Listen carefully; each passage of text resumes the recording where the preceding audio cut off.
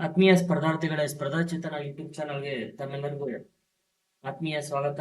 ಸ್ನೇಹಿತರೆ, ಮುಂದೆ ಬರುವಂತ ಎಲ್ಲ ಕಾಂಪಿಟೇಟಿವ್ ಎಕ್ಸಾಮ್ಗೆ ಸಂಬಂಧಪಟ್ಟಂತೆ ಅದು ಸಿ ಆಗಿರ್ಬೋದು, KS ಆಗಿರ್ಬೋದು, IAS ಆಗಿರ್ಬೋದು, ಎಲ್ಲ ಸ್ಪರ್ಧಾತ್ಮಕ ಪರೀಕ್ಷೆಗಳಿಗೆ ಸಂಬಂಧಪಟ್ಟಂತೆ ಪ್ರತಿದಿನನೂ ಕೂಡ ನಮ್ಮ ಯೂಟ್ಯೂಬ್ ಚಾನಲ್ ಅಲ್ಲಿ ಕ್ವಶನ್ಸ್ ಗಳ ಬಗ್ಗೆ ನಾವು ಡಿಸ್ಕಷನ್ ಮಾಡ್ತಾ ಇದೀವಿ. ಅಂತೆ ಇವತ್ತು ಸಹ ನಮ್ಮ ಚಾನಲ್ ಅಲ್ಲಿ ಇವತ್ತು ನಿಮ್ಗೆ ಸುಮಾರು ಕ್ವಶನ್ಸ್ ಗಳ ಬಗ್ಗೆ ಚರ್ಚೆ ಮಾಡ್ತಾ ಹೋಗೋಣ. ಯಾಕಂದ್ರೆ ಇವೆಲ್ಲವೂ ಕೂಡ ಮುಂದೆ ಬರುವಂತ ಎಲ್ಲ ಕಾಂಪಿಟೇಟಿವ್ ಎಕ್ಸಾಮ್ಗೂ ಕೂಡ ಯೂಸ್ ಆಗತ್ತೆ. ಸೊ ಅಂತ ಹೇಳ್ತಾ ಇವತ್ತು ಕ್ವಶನ್ಸ್ ಏನಿದೆ ಅಂದ್ರೆ, ನೋಡಿ ಸ್ನೇಹಿತರೆ, ಇಲ್ಲಿ ಡಿಸ್ಪ್ಲೇ ಆಗ್ತಾ ಇದೆ ಬುಕ್ ಭೂಗೋಳ ಚೇತನ ಅಂತ. ಇದು ನಾನೇ ಬರೆದಿರುವಂತ ಪುಸ್ತಕ. ನಿಮ್ಗೆ PUC ಇಂದ ಹಿಡ್ಕೊಂಡು IAS ವರೆಗೂ ಕೂಡ ಎಲ್ಲಾ ಕಾಂಪಿಟೇಟಿವ್ ಎಕ್ಸಾಮ್ ಅಲ್ಲೂ ಕೂಡ ಖಂಡಿತವಾಗ್ಲೂ ಯೂಸ್ ಆಗುತ್ತೆ. ಯಾಕಂದ್ರೆ 4 ಪಾರ್ಟ್ಗಳಿದಾವೆ ಇದರಲ್ಲಿ. ಎಲ್ಲ ಓಲ್ಡ್ ಕ್ವಶನ್ಸ್ ಪೇಪರ್ ಆಧಾರಿತವಾಗಿ ಪುಸ್ತಕ ರಚನೆ ಆಗಿದೆ. ಸೊ ಪರ್ಚೇಸ್ ಮಾಡಿ ಮತ್ತು ಹೆಚ್ಚೆಚ್ಚು ಫ್ರೆಂಡ್ಸ್ ಗಳಿಗೆ ಈ ಪುಸ್ತಕವನ್ನ ಶೇರ್ ಮಾಡಿ ಸ್ನೇಹಿತರೆ. ಸೊ ಇದು ಆನ್ಲೈನ್ ಅಲ್ಲೂ ಕೂಡ ಲಭ್ಯ ಇದೆ ಮತ್ತು ರಾಜ್ಯದ ಎಲ್ಲ ಪುಸ್ತಕ ಮಳಿಗೆಗಳಲ್ಲೂ ಕೂಡ ಈ ಪುಸ್ತಕ ಲಭ್ಯ ಇದೆ ಅಂತ ಹೇಳ್ತಾ, ಸೊ ಇವತ್ತಿನ ಕ್ವಶನ್ಸ್ ಗಳನ್ನ ಪ್ರಾರಂಭ ಮಾಡೋಣ ಸ್ನೇಹಿತರೆ. ಸೊ ಇನ್ನ ನೋಡಿ, ಫಸ್ಟ್ ಕ್ವಶನ್ ಏನಿದೆಯಪ್ಪ ಅಂದ್ರೆ, ಮೇಕೆದಾಟು ಯೋಜನೆಯನ್ನ ಯಾವ ನದಿಗೆ ನಿರ್ಮಿಸಲು ಉದ್ದೇಶಿಸಲಾಗಿದೆ ಅಂತ ಇದೆ. ಯಾಕಂದ್ರೆ ಇವತ್ತು ಪ್ರಚಲಿತವಾಗಿರುವಂತ ಐತಿಹಾಸಿಕವಾದಂತ ಒಂದು ಕರ್ನಾಟಕ ರಾಜ್ಯ ಸರ್ಕಾರದ ಪ್ರಮುಖ ಪ್ರಾಜೆಕ್ಟ್ ಯಾವ್ದಪ್ಪ ಅಂದ್ರೆ ಅದು ಮೇಕೆದಾಟು ಯೋಜನೆ ಅಂತ. ಸೊ ಯಾಕಂದ್ರೆ ಈ ಮೇಕೆದಾಟು ಯೋಜನೆ ಅಂತ ಬಂದಾಗ ಇದು ಸಹಜವಾಗಿನೇ ಈ ಯೋಜನೆ ಬಗ್ಗೆ ನಾವು ಸ್ವಲ್ಪ ಮಾತಾಡೋದಾದ್ರೆ, ಸುಮಾರು ಈ ಒಂದು ಯೋಜನೆಯನ್ನ ಕನಕಪುರ ತಾಲೂಕಿನಲ್ಲಿ, ರಾಮನಗರ ಜಿಲ್ಲೆಯ ಕನಕಪುರ ತಾಲೂಕಿನಲ್ಲಿ ಸುಮಾರು 60 TMC ನೀರನ್ನ ಒಂದ್ ಕಡೆ ಸ್ಟೋರೇಜ್ ಮಾಡಿ ಅಲ್ಲಿ ಒಂದು ಯೋಜನೆಯನ್ನ ನಿರ್ಮಾಣ ಮಾಡಲು ನಮ್ಮ ರಾಜ್ಯ ಸರ್ಕಾರ ದೊಡ್ಡ ಹೆಜ್ಜೆಯನ್ನ ಇಟ್ಟಿದೆ. ಆದ್ರೆ ಒಂದು ಸ್ನೇಹಿತರೆ, ಒಂದು ಅಣೆಕಟ್ಟು ನಿರ್ಮಾಣ ಆಗ್ಬೇಕು ಅಥವಾ ಒಂದು ಡ್ಯಾಮ್ ನಿರ್ಮಾಣ ಆಗ್ಬೇಕು ಅಂದ್ರೆ ಅನೇಕ ಪ್ರೊಸೀಜರ್ಗಳಿರುತ್ತೆ, ಪ್ರೊಸೆಸ್ ಇರುತ್ತೆ. ಮೊದಲಿಗೆ ಬಾರಿಗೆ ಇದು ಈ ಒಂದು ನಮ್ಮ ರಾಜ್ಯದ ಗಡಿಯಲ್ಲಿ ಪ್ರಮುಖವಾದಂತ ತಮಿಳುನಾಡು ರಾಜ್ಯ ಇರೋದ್ರಿಂದ ಈ ಎರಡು ನಮ್ಮ ಕರ್ನಾಟಕಕ್ಕೂ ಮತ್ತು ತಮಿಳುನಾಡು ರಾಜ್ಯಕ್ಕೂ ಈ ಒಂದು ಕಾವೇರಿಯ ವಿವಾದ ಅತಿ ದೊಡ್ಡ ವಿವಾದವಾಗಿದೆ. ಹಾಗಾಗಿ ನಾವು ಒಂದು ಯೋಜನೆಯನ್ನ ನಿರ್ಮಾಣ ಮಾಡಬೇಕು ಅಂದ್ರೆ ಇದರಲ್ಲಿ ಮೊದಲ ಬಾರಿಗೆ ಕೇಂದ್ರ ಸರ್ಕಾರದ ಒಂದು ಅನುಮತಿ ಕಡ್ಡಾಯ ಮತ್ತು ಎರಡೂ ರಾಜ್ಯಗಳು ಪರಸ್ಪರ ಸಹಕಾರ ಇರಬೇಕು. ಜೊತೆಗೆ ನಾವು ಈ ಒಂದು ಅಣೆಕಟ್ಟನ್ನ ಕಟ್ಟಕ್ಕೆ ಬಹಳಷ್ಟು ಅರಣ್ಯ ಸಂಪತ್ತನ್ನ ನಾವು ನಾಶ ಮಾಡ್ಬೇಕಾಗತ್ತೆ. ಅದಕ್ಕೋಸ್ಕರ ಅರಣ್ಯ ಇಲಾಖೆಯವರು ಇದಕ್ಕೆ ಪರ್ಮಿಷನ್ ಕೊಡಬೇಕು ಮತ್ತು ಅಲ್ಲಿ ಸುತ್ತಮುತ್ತ ಇರುವಂತ ವನ್ಯಜೀವಿಗಳು ಬೇರೆಡೆಗೆ ಶಿಫ್ಟ್ ಮಾಡ್ಬೇಕಾಗತ್ತೆ. ವನ್ಯಜೀವಿ ಧಾಮಗಳಿದ್ರೆ ಅವು ಕೂಡ ಬೇರೆಡೆಗೆ ಶಿಫ್ಟ್ ಮಾಡ್ಬೇಕಾಗತ್ತೆ. ಅದಕ್ಕೋಸ್ಕರ ವನ್ಯಜೀವಿ ಮಂಡಳಿಯಿಂದ ನಾವು ಪರ್ಮಿಷನ್ಸ್ ಅನ್ನ ತಗೋಬೇಕಾಗತ್ತೆ. ಇಷ್ಟೆಲ್ಲಾ ಆದ್ಮೇಲೆ ಈ ಯೋಜನೆಯನ್ನ ಪ್ರಾರಂಭ ಮಾಡ್ಬೇಕಾಗತ್ತೆ. ಆದ್ರೆ ಇಲ್ಲಿವರೆಗೂ ಕೂಡ ನಮ್ಮ ಕರ್ನಾಟಕ ರಾಜ್ಯದ ಮೇಕೆದಾಟು ಯೋಜನೆ ಎಲ್ಲಿವರೆಗೂ ಬಂದಿದೆಯಪ್ಪ ಅಂದ್ರೆ, ಸೊ ನಾನು ಹೇಳಿದಂತ 4 ಪ್ರಮುಖವಾದಂತ ಒಂದು ಒಪ್ಪಿಗೆ ಏನಿದಾವೆ, ಇದನ್ನ ಸರ್ಕಾರ ಒಂದು ಒಪ್ಪಿಗೆಯನ್ನು ಕೂಡ ಪಡ್ಕೊಂಡಿಲ್ಲ. ಹಾಗಾಗಿ ಯೋಜನೆ ತಾತ್ಕಾಲಿಕವಾಗಿ ಸ್ಥಗಿತವಾಗಿದೆ. ಹಾಗಾದ್ರೆ ಈ ಮೇಕೆದಾಟು ಯೋಜನೆಯನ್ನ ಯಾವ ನದಿಗೆ ನಿರ್ಮಾಣ ಮಾಡಬೇಕು ಅಂತ ಹೊರಟಿದ್ಯಪ್ಪ ಅಂದ್ರೆ ನಮ್ಮ ಸರ್ಕಾರ, ನೋಡಿ ಇಲ್ಲಿ ಆಪ್ಷನ್ಸ್ ಎ ಹೇಳ್ತಾ ಇದೆ ನುಗು ನದಿಗೆ ಅಂತ. ಸೊ ಹಾಗಾದ್ರೆ ಇದು ನುಗು ನದಿಗಲ್ಲ. ಯಾಕಪ್ಪ ಅಂದ್ರೆ ನೋಡಿ, ಈ ಮೇಕೆದಾಟು ಯೋಜನೆ ಅಂತ ಬಂದಾಗ ಇದು ರಾಮನಗರ ಜಿಲ್ಲೆ ಕನಕಪುರ ತಾಲೂಕಲ್ಲಿದೆ. ನುಗು ಅಂತ ಬಂದಾಗ ನುಗು ಇದು ಮೈಸೂರು ಜಿಲ್ಲೆಯಲ್ಲಿ ಹರಿಯುತ್ತೆ. ನುಗು ಅನ್ನೋದು ಕಬಿನಿಯ ಪ್ರಮುಖ ಉಪನದಿಯಾಗಿದೆ. ಇಂತ ನುಗು ನದಿ ಏನಿದೆ, ನುಗು ನದಿಗೂ ಕೂಡ ಒಂದು ಅಣೆಕಟ್ಟಿದೆ. ಯಾವ್ದಪ್ಪ ನುಗು ನದಿಗಿರುವಂತ ಅಣೆಕಟ್ಟು ಅಂದ್ರೆ, ನೋಡಿ ಈ ನುಗು ನದಿಗೆ ಎಚ್ ಡಿ ಕೋಟೆ ತಾಲೂಕಲ್ಲಿ ಸೊ ಬೀರ್ವಾಳ ಎನ್ನುವಂತ ಗ್ರಾಮ ಬರುತ್ತೆ. ಬೀರ್ವಾಳ ಎನ್ನುವಂತ ಗ್ರಾಮದ ಬಳಿ ನುಗು ಎನ್ನುವಂತ ಯೋಜನೆಯನ್ನ ನಿರ್ಮಾಣ ಮಾಡಿದ್ದಾರೆ. ಹಾಗಾಗಿ ಸೊ ನುಗು ನದಿಗೆ ಯಾವುದೇ ಕಾರಣಕ್ಕೂ ಮೇಕೆದಾಟು ಯೋಜನೆಯನ್ನ ಕಟ್ಟಿಲ್ಲ. ಸೊ ಹಾಗಾದ್ರೆ ಫಸ್ಟ್ ಎ ಆಪ್ಷನ್ಸ್ ಇದೇನಾಗುತ್ತೆ, ರಾಂಗ್ ಆಗತ್ತೆ. ಇನ್ನು ನೋಡಿ ಸ್ನೇಹಿತರೆ, ಎರಡನೇದ್ ಕಾಣ್ತಾ ಇದೆ ಅರ್ಕಾವತಿ ಅಂತ. ಸೊ ನೋಡಿ, ಅರ್ಕಾವತಿ ನದಿ ಬಗ್ಗೆ ನಾನು ನೆಕ್ಸ್ಟ್ ಬಿ ಬಗ್ಗೆ ಮಾತಾಡ್ತೀನಿ. ಸಿ ಆಪ್ಷನ್ ಸಿ, ಇದಕ್ಕೆ ಆಪ್ಷನ್ ಸಿ ಸರಿನಾ ಅಂತ ನಾವು ನೋಡೋದಾದ್ರೆ ಆಪ್ಷನ್ ಸಿ ಕೂಡ ತಪ್ಪಾಗತ್ತೆ. ಯಾಕೆ ತಪ್ಪಾಗತ್ತಪ್ಪ ಅಂದ್ರೆ, ಸೊ ಈ ಕಬಿನಿ ನದಿಯು ಅಷ್ಟೇ ಉತ್ತರ ವಯನಾಡು ಕೇರಳದಲ್ಲಿ ಹುಟ್ಟುತ್ತೆ. ಇದು ಪ್ರಮುಖವಾಗಿ ಮೈಸೂರು ಜಿಲ್ಲೆಯಲ್ಲೇ ಪ್ರಮುಖವಾಗಿ ಹರಿಯುತ್ತೆ. ಹಾಗಾಗಿ ಯಾವುದೇ ಕಾರಣಕ್ಕೂ ರಾಮನಗರ ಜಿಲ್ಲೆಗೆ ಬರಲ್ಲ. ಹಾಗಾದ್ರೆ ಕಬಿನಿ ನದಿಗೆ ಅಣೆಕಟ್ಟು ಕಟ್ಟಿಲ್ವಾ ಅಂದ್ರೆ, ಖಂಡಿತವಾಗ್ಲೂ ಕಬಿನಿ ನದಿಗೆ ಅಣೆಕಟ್ಟನ್ನ ಕಟ್ಟಿದರೆ. ಇದನ್ನು ಸಹ ಎಚ್ ಡಿ ಕೋಟೆ ತಾಲೂಕಲ್ಲಿ ಸೊ ಕಬಿನಿ ಎನ್ನುವಂತ ಅಣೆಕಟ್ಟೆಯನ್ನ ಕಬಿನಿ ನದಿಗೆ ಕಟ್ಟಿದ್ರೆ. ಅದಕ್ಕೋಸ್ಕರ ಈ ಕಬಿನಿ ಅಂತ ಬಂದಾಗ ಈ ಕಬಿನಿ ನದಿಯ ವಿಶೇಷತೆ ಏನು ಅಂತ ನಾವು ಚರ್ಚೆ ಮಾಡೋದಾದ್ರೆ, ಕಬಿನಿ ನದಿಯ ದಡದ ಮೇಲೆ ಸೊ ಯಾವ ಐತಿಹಾಸಿಕವಾದಂತ ಸ್ಥಳ ಇದೆ ಅಂತ ಏನಾದ್ರು ಸಪೋಸ್ ಕೇಳಿದ್ರೆ ಸ್ನೇಹಿತರೆ, ಸ್ಥಳ ಕೇಳಿದ್ರೆ ನಂಜನಗೂಡು ಬರಬೇಕಾಗತ್ತೆ. ಈ ನದಿಯ ದಡದ ಮೇಲೆ ನಂಜನಗೂಡು ಇದೆ. ಅಥವಾ ಈ ಕಬಿನಿ ನದಿಯ ದಡದ ಮೇಲೆ ಇರುವಂತಹ ಪ್ರಮುಖ ದೇವಸ್ಥಾನ ಯಾವುದು ಅಂತ ಏನಾದ್ರು ಸಪೋಸ್ ಕೇಳಬಿಟ್ರೆ, ಸೊ ಯಾವ್ದಿದ್ಯಪ್ಪ ಅಂದ್ರೆ ಕರ್ನಾಟಕ ರಾಜ್ಯದ ದೊಡ್ಡ ದೇವಸ್ಥಾನ ಅಂತಾನೆ ಕರಿತೀವಿ. ಯಾವ್ದಪ್ಪ ಅಂದ್ರೆ ನಂಜನಗೂಡಿನ ಶ್ರೀಕಂಠೇಶ್ವರ ದೇವಸ್ಥಾನ ಅಂತ. ನಂಜುಂಡೇಶ್ವರ ಅಂತ ಬರಬಾರ್ದು ಸ್ನೇಹಿತರೆ, ಶ್ರೀಕಂಠೇಶ್ವರ ಅಂತಾನೆ ಬರಬೇಕು. ಶ್ರೀಕಂಠೇಶ್ವರ ದೇವಸ್ಥಾನ ಇದೆ. ಅದಕ್ಕೋಸ್ಕರ ಯಾವುದೇ ಕಾರಣಕ್ಕೂ ಕಬಿನಿ ನದಿಗೆ ಮೇಕೆದಾಟು ಯೋಜನೆಯನ್ನ ಕಟ್ಟಿಲ್ಲ. ಹಾಗಾಗಿ ಬಿನೂ ಕೂಡ ತಪ್ಪಾಗತ್ತೆ. ನೋಡಿ ಸ್ನೇಹಿತರೆ, ಡಿ ಇದೆ, ಆಪ್ಷನ್ ಡಿ ಏನ್ ಹೇಳ್ತಾ ಇದೆಯಪ್ಪ ಅಂದ್ರೆ ವೃಷಭಾವತಿ ಅಂತ ಹೇಳ್ತಾ ಇದೆ. ಸೊ ಈ ವೃಷಭಾವತಿ ಅಂತ ಬಂದಾಗ ಈ ವೃಷಭಾವತಿ ಅನ್ನೋದು ಕಾವೇರಿಯ ಉಪನದಿಯಾದಂತ ಅರ್ಕಾವತಿಯ ಪ್ರಮುಖ ಉಪನದಿ ಯಾವ್ದಪ್ಪ ಅಂದ್ರೆ ವೃಷಭಾವತಿ ಅಂತ.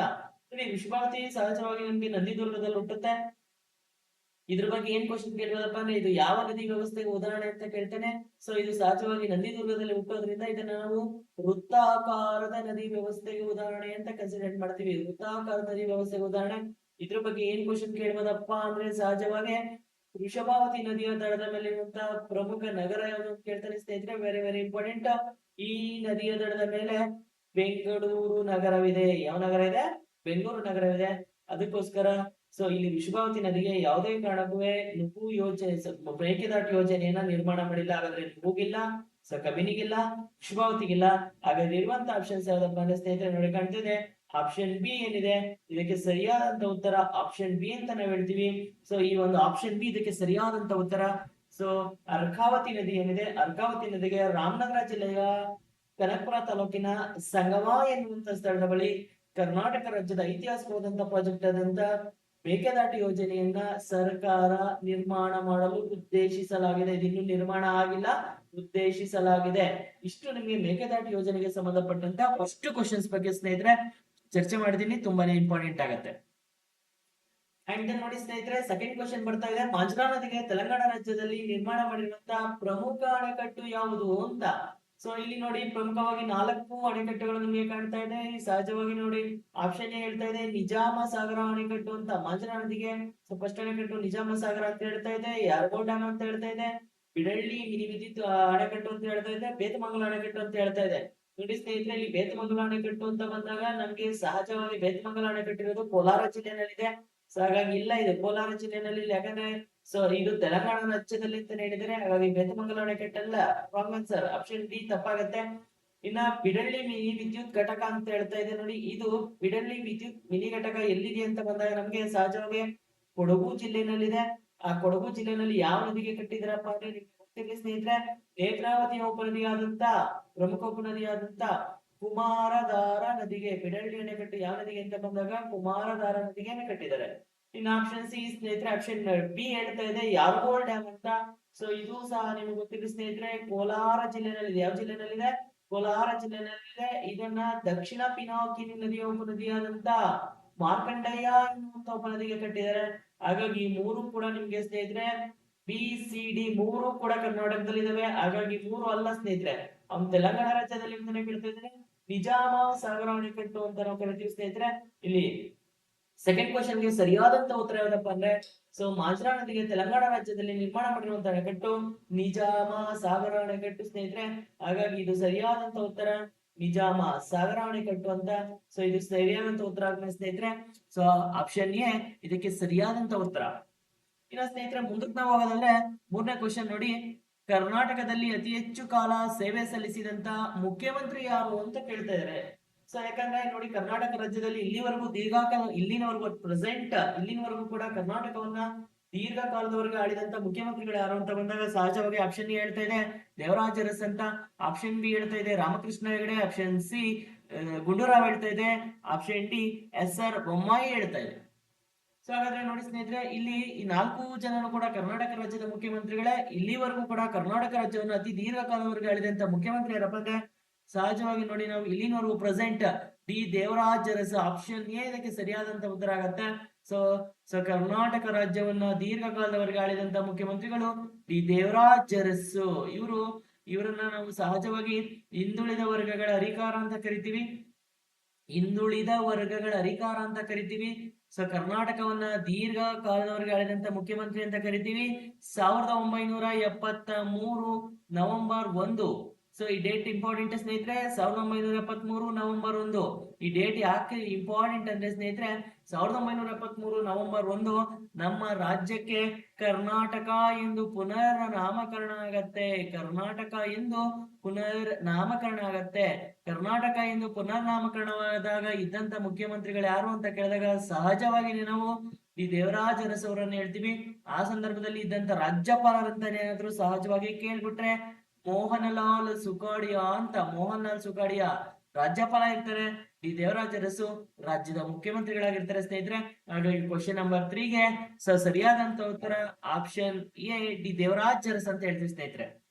ಇನ್ನ ನೋಡಿ, ಭಾರತದ ಒಟ್ಟು ಭೌಗೋಳಿಕ ಪ್ರದೇಶದಲ್ಲಿ ಕರ್ನಾಟಕದ ಪಾಲೆಷ್ಟಿದೆ ಅಂತ ಇಲ್ಲಿ ಶೇಕಡಾ ವೈಸ್ ಕೇಳಿದಾನೆ, ಪ್ರತಿಶತ ಕೇಳಿದಾನೆ. ನೋಡಿ ಸ್ನೇಹಿತರೆ ಕ್ವಶನ್, ಸೊ ಭಾರತದ ಒಟ್ಟು ಭೌಗೋಳಿಕ ಪ್ರದೇಶದಲ್ಲಿ, ಯಾಕಂದ್ರೆ ಭಾರತ ಅಂತ ಬಂದಾಗ ನಿಮ್ಗೆ ಗೊತ್ತಿರ್ಲಿ, ಭಾರತ 32,87,263 ಚದರ ಕಿಲೋಮೀಟರ್ ಇರುವಂತ 32,87,263 ಚದರ ಕಿಲೋಮೀಟರ್ ಇರುವಂತ ಭಾರತದಲ್ಲಿ ಕರ್ನಾಟಕ ಎಷ್ಟಿದೆ, ಪ್ರತಿಶತ ಎಷ್ಟಿದೆ ಅಂತ ಬಂದಾಗ ನೋಡಿ ಸ್ನೇಹಿತರೆ, ಆಪ್ಷನ್ ಎ ಹೇಳ್ತಾ ಇದೆ 5.85%, 8.36%, 3.53%, 6.35% ಅಂತ.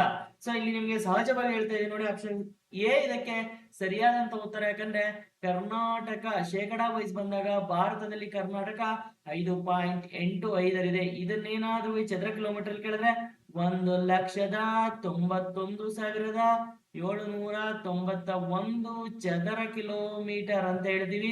ಯಂತ್ರ ಹೇಳೋದಾದ್ರೆ ಚದರ ಕಿಲೋಮೀಟರ್ ಹೇಳೋದಾದ್ರೆ, ಶೇಕಡ ಹೇಳೋದಾದ್ರೆ 5.85% ಅಂತ ಹೇಳಿ ನಾವು ಕರಿತೀವಿ ಸ್ನೇಹಿತರೆ. ಹಾಗಾಗಿ ಇದಕ್ಕೆ ಆಪ್ಷನ್ ಎ ಸರಿಯಾದಂತ ಉತ್ತರ ಅಂತ ಹೇಳಿ ಪ್ರತಿನಿತ್ಯನೂ ಕೂಡ ಹೆಚ್ಚೆಚ್ಚು ಕ್ವಶನ್ಸ್ ಗಳ ಬಗ್ಗೆ ನಿಮ್ಗೆ ಶೇರ್ ಮಾಡ್ತಾ ಹೋಗ್ತೀನಿ. ಯಾರೆಲ್ಲರೂ ಕೂಡ ಯಾರೆಲ್ಲ ನಮ್ಮ ಚಾನಲ್ಗೆ ಇನ್ನೂ ಕೂಡ ಆಡ್ ಆಗಿಲ್ಲ, ಜಾಯ್ನ್ ಆಗಿಲ್ಲ, ಈ ಕೂಡಲೇ ಜಾಯ್ನ್ ಆಗಿ ಮತ್ತು ನಿಮ್ಮ ಫ್ರೆಂಡ್ಸ್ ಗಳನ್ನ ಹೆಚ್ಚಾಗಿ ಸೇರಿಸಿ ಸ್ನೇಹಿತರೆ.